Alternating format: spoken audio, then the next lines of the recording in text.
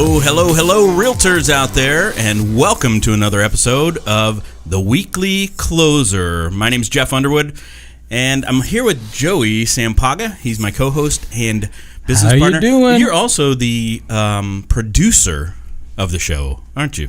I don't say that very often. Call me often. that. Yeah. You like titles, right? Well, no, not really. Joey is good. I know. I'm just kidding. We are the Real Estate Marketing Maniacs. Yeah. Absolutely. Yeah. We have a fantastic guest with us today. We sure do. Yeah, we do. We absolutely do. That guest is Jim Sexton with Opendoor. How are you doing? I'm doing great. Thanks for having me, guys. Yeah. You know, agents, you heard me right.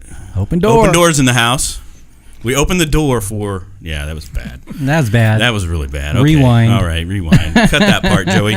He's the producer. He can make it happen. He can do That's whatever right. he wants. He'll bleep whatever, I guess, right? So, Jim, why don't we get right into it? Why don't you share how long you've been in the business and what got you started in real estate, and then kind of what led you to Opendoor? Sure. Well, thanks again. Thanks for having me. So I've been in the business for a long time. Okay. Let's say 1980 is when I started. Excuse me. And it's funny at this point in what I'm doing because I was in construction prior to that, and so I was a fix and flip kind of guy. Yeah. Okay. Back in the late 70s. And then got frustrated because I could never find the properties quick enough. And so I decided, who can find them quicker? Well, if I was a real estate agent, I guess I could do that myself. And so that's what I did. And so I would have my hands on those books as soon as they came out, and I would page through them and find out. Right. Yeah, it was books back then, right? It was definitely books. And eventually dial-ups, and so we could do the dial-up as well. Did you slip a 20 to get the book a little earlier than everybody else? I knew where they were delivered first, so I could get at the front end of the line. And you took all the rest of them? No, I'm just Yeah. No, I started a fire most every every day. It took care of them that way as well. So that's how I got started back in 1980. After a couple of years, I was asked to be a branch manager, which I did, and then I went to a small company called Terra Marketing in about 1986. A couple of years after I'd gone in and gotten my broker's license, and so I was at Terra until I joined John Hall in 1989. I met John when I was a director for the Phoenix Association of Realtors back in the day, and John was a director as well. And met both John and his wife Shirley. My wife Carol and I, met them, and so they met our children when they were younger back then. This wasn't Phil. This was this was Katie and Jamie. Wow. And so I got a phone call from John, and we started talking about me being a designated broker, and I said sure, let's do it. John decided to retire about 5 or 6 years later, and in 1995, I bought John Hall & Associates, and I owned the company until 2011, when I sold it to Realty One Group, and was the designated broker there for 6 years. Stepped down as designated broker in 2017, and I joined Opendoor also in 2017, August, just at my 1-year anniversary at Opendoor, and come on with them and functioning on their brokerage team. When I started, I started basically as an Arizona broker team.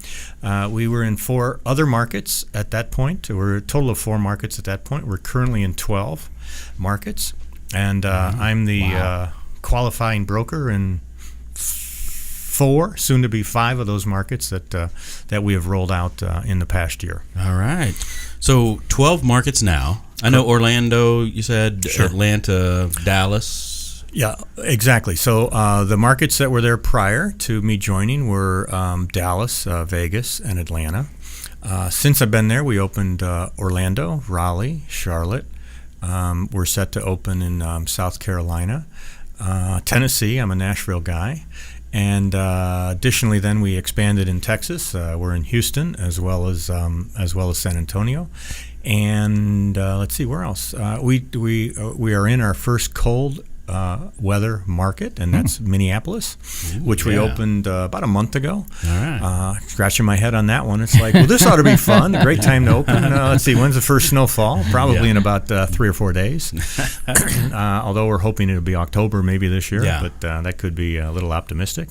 Yeah, and I think that's about 12. Okay. Yeah. So do you plan your trips to Nashville around who's like playing at the Grand Ole Opry or something? Exactly. Well, the interesting thing in getting licensed in 5 other states is the different requirements. And so most of the time, I'm a online kind of guy, studying for tests and taking tests for those states here in Arizona.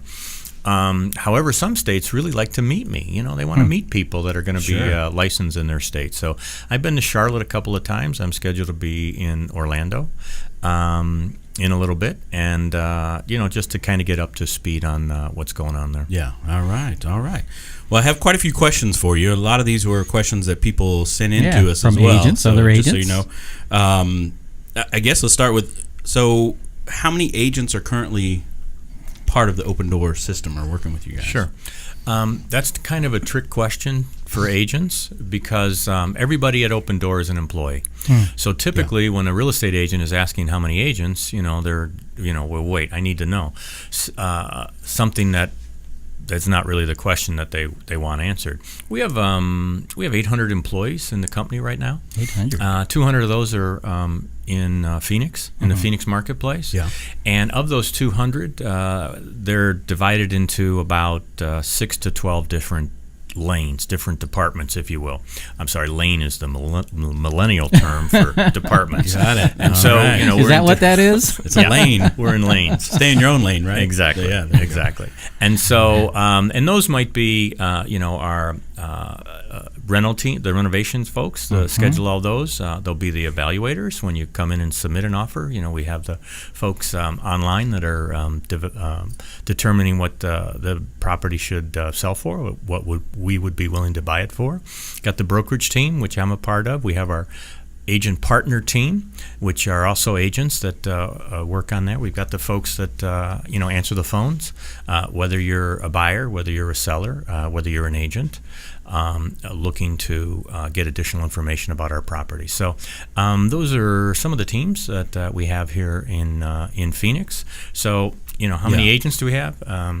In Phoenix, we're probably maybe 20, maybe 28, something like that. Yeah. Throughout the company, we've got about 100, and again, scattered throughout our 12 markets. Got it. So keeping it pretty lean on the real estate agent side, right? Versus because there's a lot of other moving parts. Exactly. It's sort of like when an agent forms a team, how many transaction coordinators do they have? We have one of the lanes I missed was our closing managers, and so their job is to get it closed. Once the contract is in escrow, let's follow it through escrow and let's get that done. And that's and there's an awful lot of those folks that we have. I did do a transaction with Opendoor, and I have to say it did run pretty smooth. Got phone calls in time. I mean, there was one hiccup, but other than that, I mean, it was nice and smooth. Well, thank you. I appreciate that. I mean, we're growing the brand, learning as we go, and for the most, our goal is to have a perfect transaction each time. Sure. But when you handle the volume that we're handling, not just in our market, but in the other markets, there's a learning curve that goes on. Fortunately. What we're doing is scalable, and so once we get people up to speed on what the process is, then it's just a matter of matching the number of people to answer the calls to the number of calls you're going to be receiving. Yeah. And so the seasonality of our market, as we ramp up for our spring selling season, then what happens when things slow down? Like this time of year when school has started again. And then, what do you have for people to answer the calls going forward? Right. So the growth has been pretty amazing since launching. Yeah, it's just especially in the last year since I've been there. There you go. There you go. That's the what growth it has is. been amazing since Jim has been there. Yeah, I know. Let's be honest, right? Come on. Thank you for noticing. There we go. Where do you see, and you may not have the exact number, but market share wise here in Phoenix Metro? Sure. Kind of where do you think we are right now, and kind of what's the trajectory? Sure. It's when when we started this, it's kind of like, are we the elephant in the room or whatnot? But we are certainly being observed, and we're being observed by a lot of folks within Phoenix as well as a lot of folks nationally. And so there's a pro and a con to that. The pro is that I don't need to have our internal statistics. I can just go to the Cromford Report and use their public site, and they track what we're doing compared to other people that do the similar things in the marketplace. And so currently, according to Cromford, we're at about 3+% as far as market share goes. We're doing, but he's measuring MLS sales, so that's our resale side of the business primarily. Although we do purchase about close to 100 homes that are in MLS, and so we have the buy side of those. The balance of it is, of course, we have the when we put them on the market, and we're the listing agent selling those properties. Yeah. Are you starting to see? How do I want to ask this? Are you selling off market also? Meaning, are you getting some buyers before getting it on MLS? Yeah. Do we have some? There might be a handful. That's not a target market that we're having. Okay. In fact, we market to agents pre-MLS as much as we do to buyers. I was going to say, I've actually received, I think, a text or two. No, if you've been to our properties and if you've downloaded the Opendoor app, which you need to have in order to get into the properties. Yeah. If you have that, we're gonna stay in touch with you. We're gonna tell you about similar properties. We're gonna ask for feedback on whether you like that property or not. And of course, it's amazing when a computer or the app asks you, "So are you ready to make an offer? What are you waiting for? Now's the time, right?" Yeah. And we communicate that way, but we'll let you know what we have that's in the process. Okay. So when there was a house that went up in our community, and there was a sign to find out about this house before it sure, kind of a pre-market, I guess. Right. So when that happens, that's mostly to try to make sure the agents know. But also, I would assume somebody driving by might want to take a look before it's even on the market. Yeah.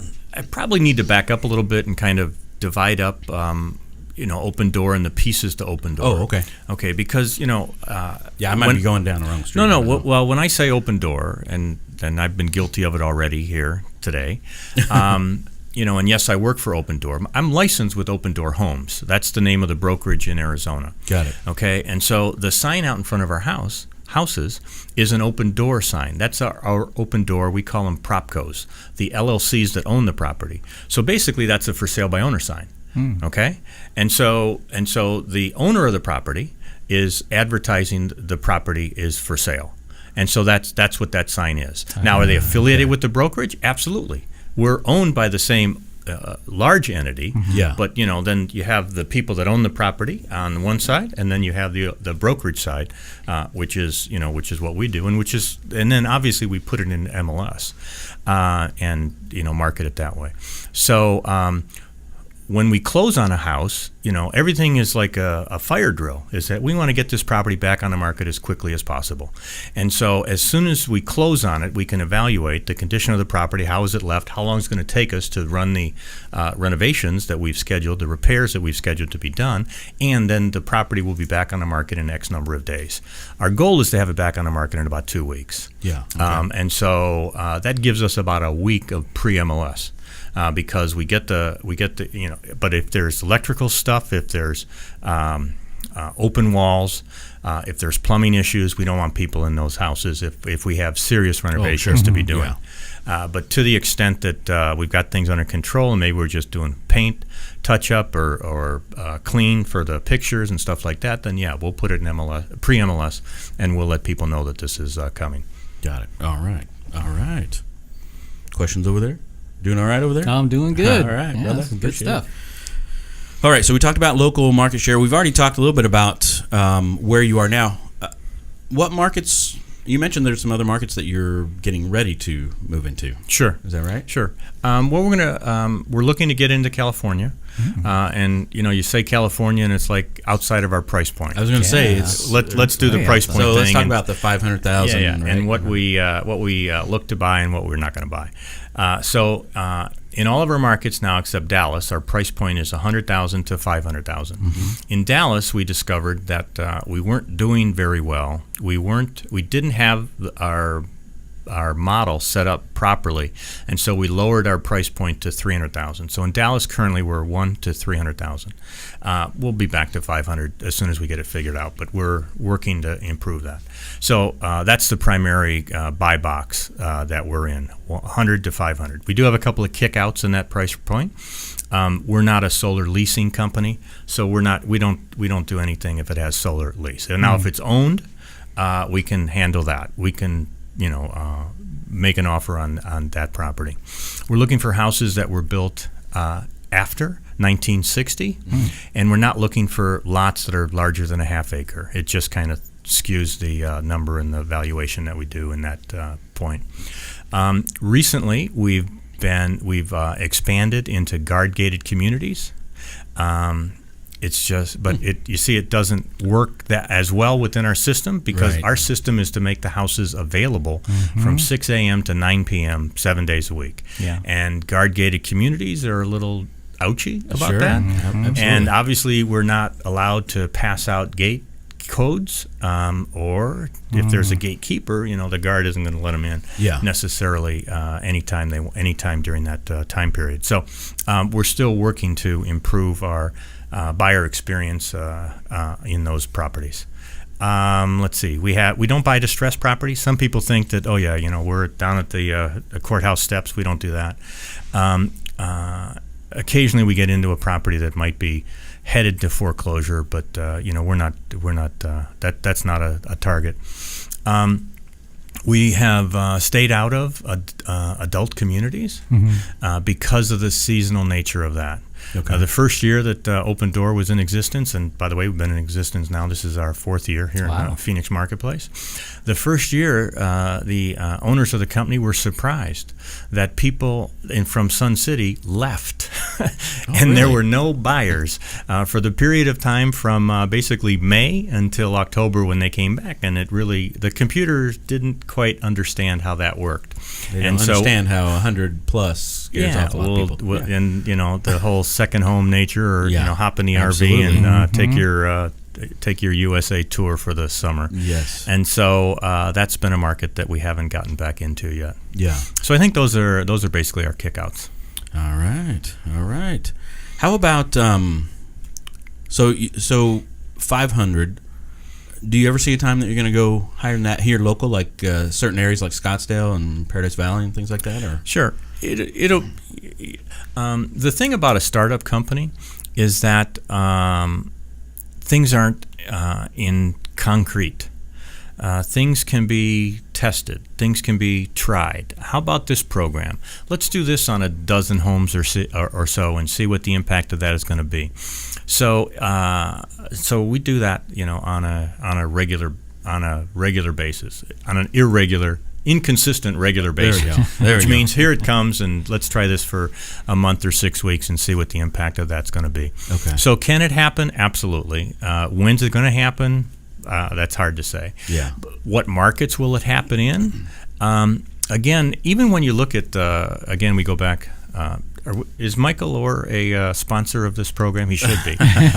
We may have to reach out to him on that. Exactly. Well, we'll go back and we'll mention, obviously as he follows the Phoenix market, he talks about the turnover and how quickly properties sell in different price points. And I think just recently I was reading about the plus 500s and whether they were, and how were they turning as compared to the, below 500s. And there's a significant difference there. And so our business model works best. We're a buy to sell company. We're not a buy to hold. Right. And we're not looking to, buy a property and put $100,000 in renovation costs, in order to, capture a huge markup or whatever it's going to be. And so can we go into plus 500s? Sure, we could. There's nothing on the books that I'm aware of at this point. Got it. All right. How about, let's say an agent brings a client to you. So let's say an agent that has a listing wants to submit to Opendoor. Is there a certain structure that you guys offer as far as like pay to that agent? Sure. We would prefer to have properties brought to us after the property is listed, but before it goes into MLS. No. Because MLS kind of establishes a price cap. Because if it's in MLS and now it's in MLS for 5 days or 7 days and it's not sold, the market has spoken. The market has said this isn't the price isn't right, because especially in a limited inventory market, if it's on the market and it's priced right, it's going to go quickly, and it might be more than one offer, et cetera, et cetera. And so we have a program to partner with agents and to work out, if they have a listing, their listing side's going to be handled. We'll take a co-broke fee on our side, and we'll buy a property that's headed for the market pre-listing. Again, we go back to some of the tests that we've run in the past. Let's go back 6 months, and we ran a resale test where we arbitrarily went into the market and we bought 20 homes just to see what would happen if would our program and would our model perform in that with those, and they didn't perform as well as others. And so, then it becomes, is this something that we're going to continue? And I'm sorry, let me clarify that. Opendoor is different than a lot of real estate companies in that we charge Opendoor now. That's the buyer. We charge a service fee. In the past, it's called different things, and we actually had a couple of different terminology. One, marketing fee and a convenience fee. Guess what? The buyer said, "No, I don't need a convenience fee." No, it's both. We need them both. So we just combined them, and there's service fee now. And so our service fee changes regularly. That's why when we submit an offer, the offer is only good for 5 days. Because in today's market, the market can change in 5 days. You can have 2 new listings. You can have 1 new comp. You can have different things that might affect the value and the properties that we used for comparison when we submitted our offer the first time. And so, for example, we spent the summer months, especially let's call summer May, April, May, instead of just June forward. But we spent those months submitting offers at 4.5% in this marketplace. Understand that of the 4.5%, 3% is our co-broke when we go to sell. So basically, we were submitting offers with a 1.5% fee as far as Opendoor was concerned. Our average fee is closer to 6.5%. But again, knowing that the properties that we closed on in June would probably sell again and close again by today, for example, within 40 days or 30 days or 60 days, we were able to anticipate the market and figure out how that was going to be. And so as we get into these months, our fees are going to go up because our holding time period is going to go up. And that's what our fee is based on. So a lot of people, the feedback that we get is, oh yeah, they got into the marketplace and they were charging 20% fees, and then they were double dipping on the Binzer time period, and they were asking for another $25,000 in repair costs. And could that have happened back 4 years ago? Absolutely. My initial impressions was it's a company that has stuff to learn, and then I saw them learning stuff. And whether it was the actual people that were learning the market and understanding the market, or if it was machine learning or artificial intelligence, or what else is happening in our marketplace, each transaction, each positive or negative transaction that we close, we learn. And we it's a commitment to let's not make those mistakes again, or let's not make those mistakes going forward. And that's kind of our mission statement. All right. So I'm curious. So as an agent, what's the best way for me to work with Opendoor? Often. Frequently and often. Okay. Well, first of all, download our app. Yeah. And and figure out how the program is and stay current. Understand that if you're talking to a person in your office that did a deal with us 2 years ago, that's not what we're doing today. Did a deal 6 months ago, that might not be what we're doing again today. But you can see our properties. You can see the properties that that we have that are available. And be comfortable with the process. We're not the big bad elephant, Yeah. in the room. I mean, are we doing volume? Yeah, we're doing volume. I mean, we're doing a couple hundred buy and sell each month here in this marketplace. And obviously that gets people's attention. Okay. But again, we've got business partners agent partners that we work with. That how do you work with us? And we got people. The program I described that present an Opendoor offer on every listing. They take the listing and you want an instant offer? Let's do an instant offer. Yeah. And we'll check on our price and we'll check what the house is worth if you want to do it without, the showings, without the, without the everything that's involved in the convenience, right? The convenience. Thank you. Yeah. And you still have the even when you get once you're putting that offer together, you still have the fix-up, like the list of things that you're going to require that the owner put into it, right? Well, let's do that. Okay. So how do you get an offer? You go to our website, opendoor.com, and you fill out, you put in your address and you plug in answer a couple of questions. I did it, there's like 18 or 20 questions. Because our offer is going to be sight unseen. But it's going to result in the offer, in the input that you've given us. So we're going to ask you, how long have you owned the house? You've owned the house for 20 years. Have you done any improvements? No. Okay, this is good. I now have all the deferred maintenance going through the calculation. And you're already picturing the refrigerator and the green. You already have the green, avocado green. You can't find those. You can't find those too many places anymore. So you have those types of things. But then you get people that answer and it says, I've owned the house for 20 years, and I've remodeled it twice, and then most recently, $20,000-$30,000 worth of stuff. Oh, tell me the stuff. Well, in the kitchen, we put in the granite, and we've redone the floors and the wood floors now, and and just stuff like that. I mean, some of the items that people call remodeling are deferred maintenance. Well, I redid my roof. Okay, well, tell me what that means. Yeah. Well, I had to repair the leaks there and put a couple of tiles on. No, tell me that you've gone from shingles to tile, and now you've actually remodeled. But the fact that you had to do 20-year or 25-year maintenance is not adding value to the property. Yeah. Well, I got a new AC unit. Okay, again, that 25-year-old AC unit wasn't going to work very well, but that sounds more like a maintenance item as opposed to a home improvement, if you will. New floor. And so, those are some of the things that the seller will answer on our behalf. Yeah. All right. Now, you mentioned too that once a house is on MLS, right? We were talking about once it's gone MLS, that if it's there 5 days, then there might be a pricing issue potentially, or the market has spoken, right? So what's Opendoor's strategy? Like price reduction strategy. Sure. Well, let's go back to our app. Right? Let's go back to our app. Okay. And our app is going to ask you for feedback as you come out. And is it just not a fit because it's not a fit, or is it not a fit because you think it's overpriced? And so we kind of gauge what the feedback is going to be. And whether it's feedback from buyers or whether it's feedback from agents, it's all weighted in order to see what the property is. See what the property should be priced at. Yeah. And after a certain period of time, and again, it changes, function of the market and what else is happening. I mean, it's a classic supply and demand.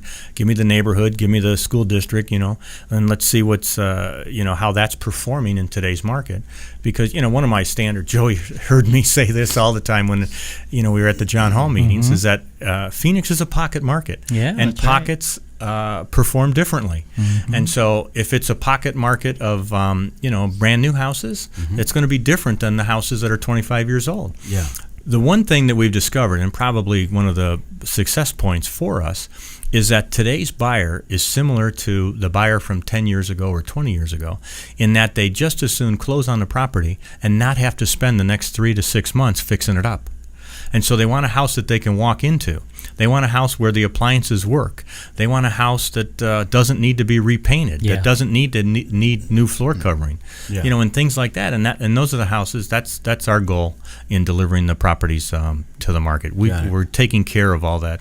We're taking care of most of the deferred maintenance that was in front of us. So do you see kind of a sweet spot age-wise on some of these properties that fits best with the model? Nah, No, not really? Somebody else's lane. Okay, all right. I just look at the numbers. I just look at the numbers. That is one thing I remember about you, Jim, is you are a big numbers guy. I am. I remember you and Seabach would go back and forth with just numbers. Right. Absolutely. No, Well, and great. speaking of numbers, and again, Yeah. some of the numbers that we're dealing with, we've got over 400 properties now that are active on the market. Wow. As well as another 300 that are in escrow. Yeah. And so, we've got a pretty sizable investment, if you will, Sure. in the Phoenix marketplace. And it allows us to track what's happening in the market. Because in order to get into an Opendoor home, although a lot of agents, fortunately, agents are now understanding and utilizing showing time. Yeah. But you don't need showing time for our properties. Our properties, if you've got the app, we're going to give you the code, plug in the code, and you're in the property. Yep. And so we've got that remote access potential. And so that's one of the things that helps us out track the number of showings and if a property, and how long people are in the property and stuff like that. Yeah. Are you guys seeing any different feedback from the age group of buyer? Meaning, and I would think with this technology, right? Probably more that millennials. The younger crowd probably really is gravitating towards, hey, let's just see how many Opendoor houses are around here. Right, and again, since the app is going to show just our listings, Right. That's what you're going to see. And once you come out of the house, the first question, besides did you like it and you're making an offer, the next question will be, do you want to see the next one? We've got another one around the block. You want me to take you there, and we'll GPS you to that house. Really? And so you can follow that. Wow. So it's the technology works even if you're a baby boomer. Speaking as a baby boomer, Sure. knowing, can I find the next house and where is it going to go and will it let me in? And it once you're comfortable with it, and Jeff, one of the things that I think is universal, regardless of the age, is putting a realtor out. Okay, and by that I mean, I want to, I looked at the house and this might be the house. I don't want to have to call the agent back again and say, I need to show my best friend. I need to see it again. Oh my gosh, I got home and I forgot the master bedroom, and will this piece of furniture fit in that room or in that room? And so in our program, again, 6 a.m. to 9 p.m., you can go back as many times as you want. And it's not something that, if an agent isn't involved in the first showing, that we're going to do a procuring cause thing. Yeah. We want the house sold. And we want to be, obviously we're realtors, and we want to be realtor friendly in every marketplace, and we want to be accepted by realtors in every marketplace that we're in. So, we've got 94% of our resale transactions are sold off of MLS using another realtor. Okay, all right.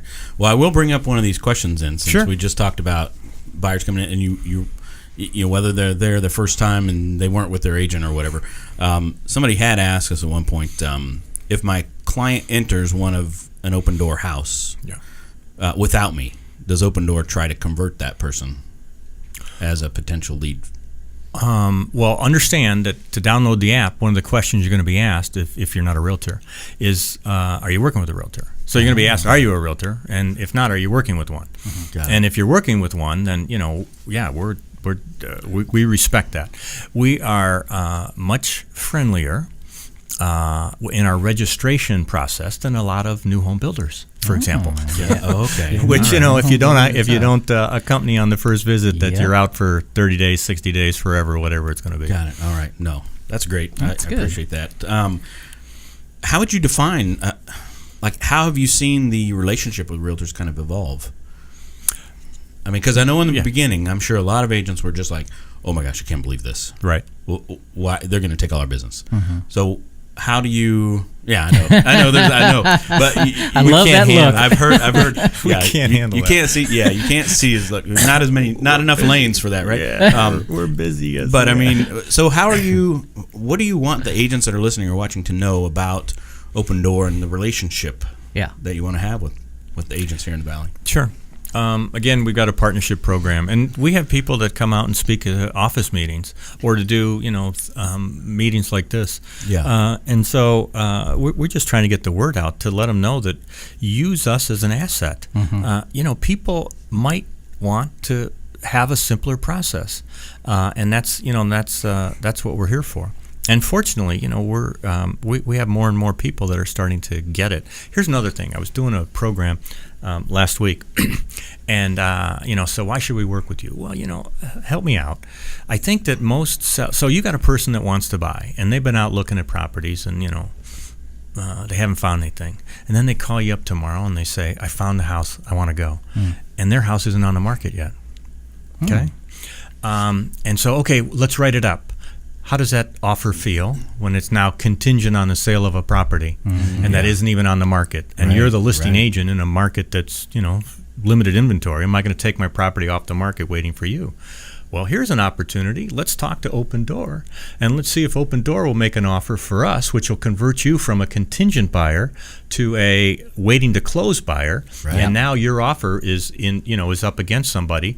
If there's any competition, is considered as somebody that's in escrow and somebody that's ready to close. It's a real, that strengthens that buyer. Yeah, absolutely. And so, if they find a property, it's a perfect time to give us a call. I used to use Opendoor as a strategy. Sure. For sale by owners, when I would make my phone calls to them, I said, I'll tell them, I have a buyer. And basically, I punch in the address for, into the Opendoor app, and that number would come out. I say, well, this is what they would offer you, but of course, they would have to check. Take a look at the property, et cetera, et cetera. And they're like, and then eventually I'd convert them into a listing. Sure. Yeah. No, the one thing that we ask is that, you have the seller permission. Yeah. That plugging in addresses out of a phone book or driving down the street or, even expired listings. Yeah. We've had some sellers say, wait, is Joey now registered as my agent? Yeah. Because I don't know who he is, and he's never talked to me, or we talked to him and he didn't do it. And so it doesn't always work out that way. So can it be done with the seller's permission? Absolutely. Yeah, that was probably about 4 years ago. So when it was new. Right. And we were still a work in progress, and we hadn't experienced some of the pushback that we get on some of the aspects of it. Yeah. And so the one other how can agents work with Opendoor? And so we have a property and it's in escrow and Opendoor isn't involved. And sometimes I hear, I'm not sure, but I hear that buyers don't qualify at the last moment. But the seller has already packed up and is ready to move in the whole process, and now the deal is falling apart. We got to put it back on the market. Yeah. Oh, here's an opportunity to contact us, and to see what our offer would be, and whether we can, close on something in a week and keep the buyer the buy side deal for that seller, keep that deal alive. And so, it's understanding that there's options in the marketplace, and can we assist with that deal. No, that's great. That makes sense. Yeah. So agents, there you go. It's a couple ways right there. Use Opendoor as a resource too. Yeah. So to be a partner, is there anything special that agents need to do? Yeah, you need to contact our buyer partner lane. Okay. That would be Tyler at Opendoor, or Eugene at Opendoor, and they'll go through all the programs, all the ins and outs, explain the benefits a lot better than what I've just done, and explain the different options and how to because they set up separate portals for the agents so that we know that the seller request is coming from Joey, because Joey has his own portal, and we'll send the offer back to you for you to present, so we're not going to send it to the seller. Got it. All right. Got to get that going, Jeff. There we go. What do you guys think of, how do you think Zillow Instant Offers will impact the local, Opendoors and offer ads and all? What do you see there? Well, there's been a lot of movement in that front in the last couple of days.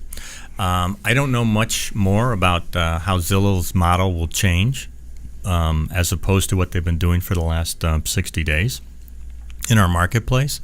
It is something to keep your eye on if you're an agent, if you're a premier agent, so you're already advertising with Zillow. Obviously, I think there's a number of opportunities for you there. And then, otherwise, it'll be interesting. I mean, Opendoor has learned, as I said, we've learned a lot in the last year. But if we were to go back 4 years, which is when we started the program, which is basically where Zillow is, and to say, are we better today than we were 4 years ago? The answer is, oh yeah, we're a lot better, and there's a lot to learn, and there's a lot of personnel in all these different lanes that have to be brought up to speed on what the real estate market is all about. Yeah. The one part about Opendoor that didn't get a chance to talk about yet, but we've got over 250 engineers that work for the company in our headquarters, which is in San Francisco. And engineers are extremely smart when it comes to programming, when it comes to putting on podcasts and data scientists and drilling down and coming up with all sorts of the programs that we utilize, but they don't necessarily know real estate. Yeah. And so that smarts has to be filtered through real estate experience and real estate understanding in order to improve the product and continue to roll out improvements. For example, one of the things that we have, and I talked about the remote access to our to get into our properties, but in addition, when we started out 4 years ago, we had cameras in all of our houses. Oh yeah, no, I remember. Yeah, yeah, and so as people were there, they'd be watched on what's going on, and eventually that became too costly. And it wasn't helping us with anything. In fact, it was freaking people out. And so we changed people walk in with masks on. Yeah, exactly. Well, wait, this guy could be here for no good. Wait, the person that's taking the stove out of the house. Maybe we should call that out. But we switched to monitoring. We still have a security system in all the houses, but it monitors activity, and so we can tell how long the person is in the house and basically what rooms they're in and stuff like that. And so we are able still to keep track of that. And this was a proprietary program that our engineers did, which was the result of we need to be able to monitor. Are we perfect? No. Every once in a while, I know Joey's on the Arizona real estate agent forum, and so we have 10,000 people that tell us if there's any people sleeping overnight in our properties, or if the neighborhood kids are having the beer party in the property. Of course, we would prefer that those calls come into us first, as opposed to posting them on Facebook. But if they're on Facebook, we're gonna tend to it again. So you want somebody to call you directly, then? Right? Go figure. Hey, huh? Jim, I didn't see you at the party last night at one of your houses. Exactly. And so, because we do have a security system that a security company, that monitors these, and that we can dispatch to properties if there's no good activity. If there's no good activity happening in there. So wow, all right, yeah. And Zillow, I guess recently, it just seems like they're doing something with apartments now. It seems like rentals, rentals. I saw that. Well, and then mortgage. Now they're trying to purchase a mortgage. Where do you see Opendoor on the mortgage side? Do you see that kind of as another possibility for you guys? I know you're already offering some things. Yeah, well, we have title JV title partners, and we'll do a mortgage, but because we've tried it in the past, and it 2 steps forward, 1 step back. Yeah. Or was it 1 step forward, 2 steps back? I think maybe that. No. But one of the things that we discovered is that the buy-side agent has mortgage control, right? Not the listing agent. Sure. And so we're cash buyers, so we're not needing a mortgage when we buy properties. We need a mortgage and a seamless process and a accurate process and a timely process when the house gets sold. But we don't have control of those buyers. Right. And so we can offer it, and we can offer incentives, sort of like builders offer incentives. But that doesn't. We weren't able to convert that as we would have liked. And so again, we'll come back out. We'll try again. We'll test in other ways to see what it takes to establish the critical volume to be not only competitive but provide value to the buyer consumer. All right. So one of the most popular questions I think out there. Okay.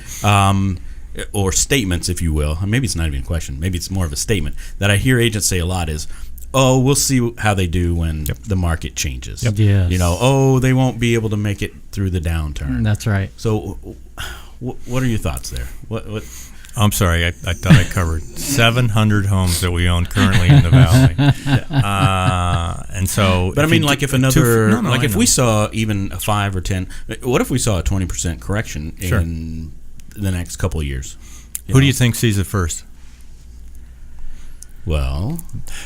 Understand, Opendoor. You mean if you're following the Crawford Report? Yeah. No, think about it. Oh yeah, you guys. We've been the number one buyer in the valley for the last 12 months, probably 16 or 18 months. Yeah. When you're buying 200, 250, 300 homes a month, you're going to tell. You guys will be able to tell for sure because of what's happening. What's happening? And then we turn around and put them on the market, and we're able to track the showings. Are our showings down? Is there an impact? Is this seasonal or is there more to it? Obviously we monitor, the impact of are we having more buyers falling out because the interest rate has bumped up, and is that impacting us? And but also the main thing is going to be the value of the property and what are we able to offer. One of the things that I asked a year ago as I was joining is like, I know all about you guys. This was just me, the number broker. Yeah. And I saw that your most active month in 2016 was in December. So that tells me that you're really that people want to sell in December and just to get it off the books and start the new year on a different thing. That was my observation from a pure numbers perspective, right? Yeah. And so I'm talking to the Opendoor folks, and they look at me and they just chuckle and say, okay, yeah, that's one way to look at it. All right, and the answer is, that's when we lowered our fees. And we found out that when our fees were lowered, more people accepted our offers, and therefore, this is what happened. So it goes back to, fee-based. If the market is slowing down, our fees will go up. And so we will purchase fewer properties. Yeah. But the benefit of being currently in 12 markets, scheduled to be in 20 by the end of the year, scheduled to be in 50 by the end of 2020, is we'll be diversified. So not all of our markets throughout the country will perform the same. We'll have the same downturn or the same upside. And so that allows us to hedge our bets, if you will. Maneuver, yeah. Yeah. So the model is very adaptable, sounds like, as far as it is across markets. No, exactly. And since our fees are not fixed, for an entire year, and they're fluid, reacting to the market. Again, we're going to react to the market before anybody else reacts to the market, and we'll know that the market is changing. Again, when we talked about Dallas and taking our cap down from 500 to 300, we did that not so much because we couldn't understand what was happening in that 300 to 500 price point in Dallas. And I think we did that up, 1st of July.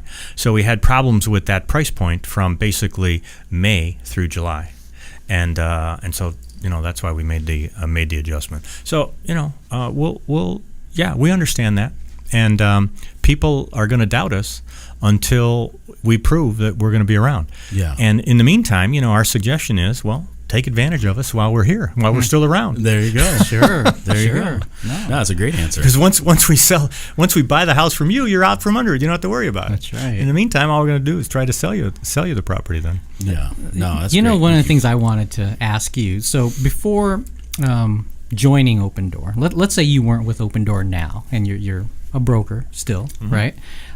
For a different company. I mean, what would you think of Opendoor right now? What would I think of Opendoor? Yeah. Well, I would watch what's happening. When I see that Opendoor's volume is up 100% year over year, I would be scratching my head and saying, well, wait, my office's volume isn't up 100% year over year. I wonder what they're doing differently and what's happening. And then I would be focused on finding a way to understand what they're doing. I mean, I have some people that come and say, okay, so here's my scripts about how to avoid Opendoor. Yeah. And it's like, okay, you can do that, or we can be in this together. Sure. And the other thing, Joey, is that we get painted with a broad brush. Yes. And about a little over a year ago, Brad Inman created the term iBuyer and threw a bunch of folks into this iBuyer category. Yep. And so what's an iBuyer? Some people think We Buy Ugly Houses, for example, is an iBuyer. Okay, we didn't create the term. I mean, we look at ourselves as a direct buyer, but an iBuyer, when it first came out, is like, is that internet? Is that instant? What is the I for? And apparently it's instant. It's for Inman. It is for Inman. Exactly. Inman. I created it, so I'm gonna name it. But not everybody's business model is the same within the category. And so some people, for example, I got an email today, And I'm reading this and I'm saying, holy smokes, this is so scary.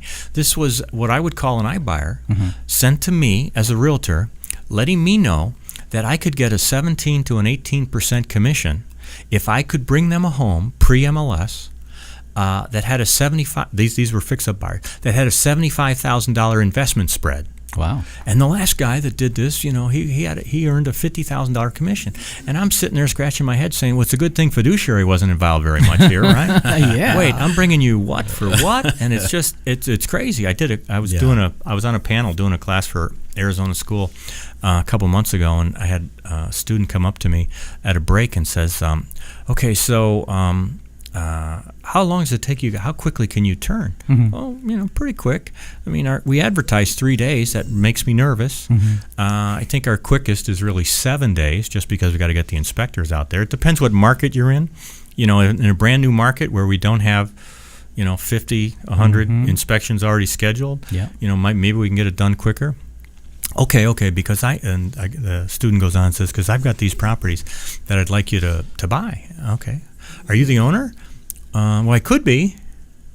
Okay, so explain to me what's happening. Well, it's one of the folks that had a property tied up, had an equity position, equity ownership position in it, and wanted to step in and have us buy it from him, as if he were the owner. I said, well, we'll deal with the seller. And, we've got this partnership program where we'll be happy to pay you a commission. But if you're asking, for basically a 20% return and us paying you as if you were the seller, we're not going to do that to a seller. Yeah.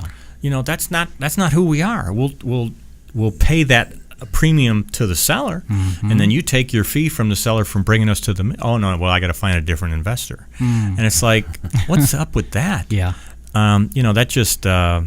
That's just not how we do business. But again, it's some of these iBuyers, or that's what they're called. They're into that category, and that's what they're doing. So, got it. Okay, all right. Good stuff. Well, you've shared a lot of great information. Being a tech guy, you're probably like a kid in a candy store over there too, right? I mean, I wish I were a tech guy. Yeah, I was going to say. I thought you were Phil is my guy. tech. Okay. Well, I thought you were in the technology. No. That's so during the interview process, they say, well, so what are your strengths? What are your weaknesses? It's like, well, I think you guys need to, you need to lower that bar when it comes to tech expectations. Oh, okay. I'll be the perfect guy to do that for you. All right, I misspoke. It was there. Okay. All right.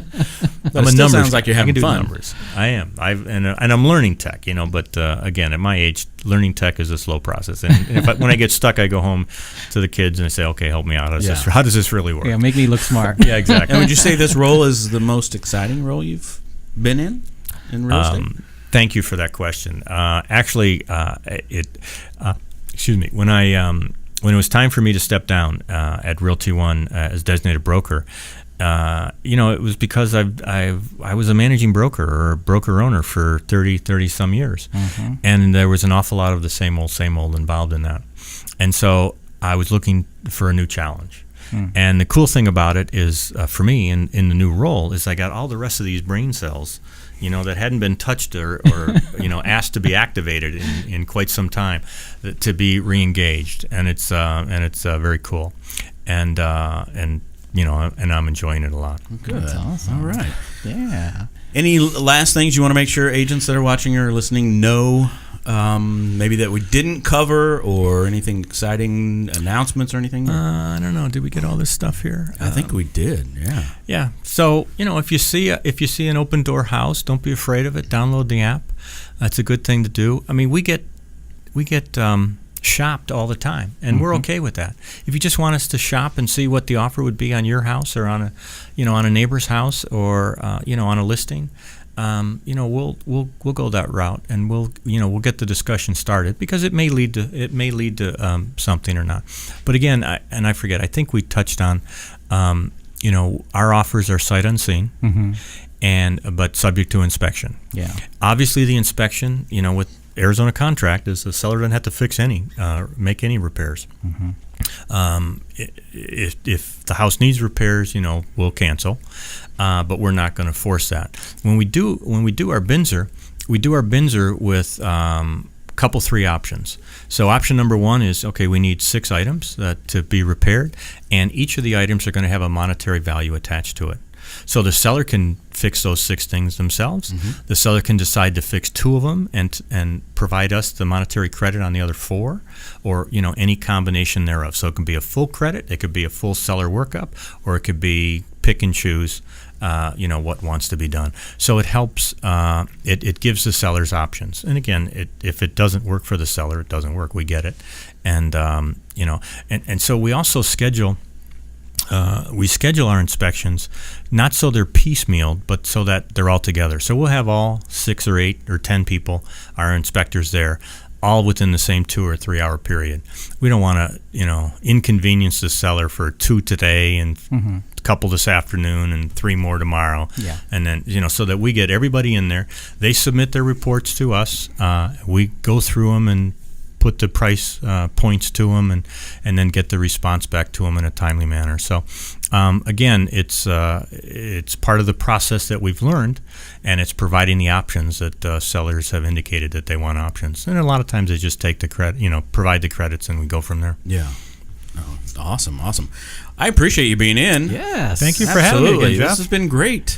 Yeah. Jim Sexton with Opendoor. I think we answered a lot of questions that have been on agents' minds for quite a while. Yep. It's exciting to see that Opendoor is transforming over the last 4 years, right? To and definitely open to realtors. Yeah, so don't be afraid of Opendoor. That's right. We're opening doors all over town, right, Joey? That's right. Well, that was yours. Yeah, that's right. That's how it should have been said anyway. Sorry, yeah. Little misstep, I guess, right? We usually end with a question or something, but why don't I just ask you something what's the most adventurous thing you've ever done? Oh, probably the one that immediately came to mind was my scuba diving experience. Oh. Okay. So my daughters and I were getting certified a scuba diver in Hawaii a bunch of years ago. And so the 3 of us were we're on a dive with about 6, or let's see, I gotta have an odd number, whatever it is, 3 and 5 other people, so there were 8 of us. And so the daughters were buddies, and my buddy was a person I met, on the beach getting ready to do the certification dive. And so we went into so we did the dive, and we're down about 30, 35, 40 feet, and we're going through the different skills that the instructor is having us do. And all of a sudden, I get to the point where I go to suck air and it's out. Oh no. And my guy is nowhere to be found. Oh no. So I grab my oldest daughter first, and I'm reaching for her buddy tube, and she blows me off and swims away from me. And it's like, really? Well, fortunately my other daughter was smaller, and so I grabbed her with both hands.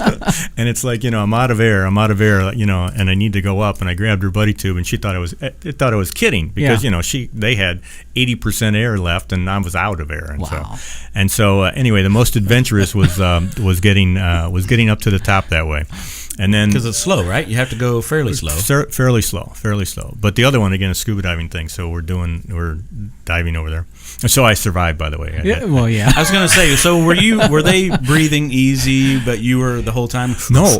Once I got, is that why there's a lot of that impact. The girls were soccer players, so they took probably 1 breath to 5 of mine, or maybe 10.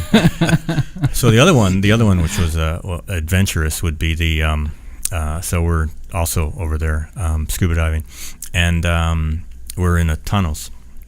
And all of a sudden, the guide gives us the shark signal. Oh boy! And so, sure enough, there was a shark that was asleep. Right, it was probably 10 or 15 feet away. I didn't know they slept. And we're in tunnels, so we've got something above us. So as soon as I saw it, I go like this, and my hand hits the coral, and I start to bleed. Oh no! Oh, that's what you need, blood in the water. Okay, now I got to get out of here. And so Good job, the adventure is moving quickly, bleeding slowly, and getting the heck out of there before the shark decides that dinner is above him. Yeah. Wow. I'm sure you didn't move faster than your daughters. I had air at that point. Oh gosh, that's awesome, man. Thanks. Wow. I mean, I guess it's awesome, but yeah. I survived that too, by the way. Yeah. Was it a big shark?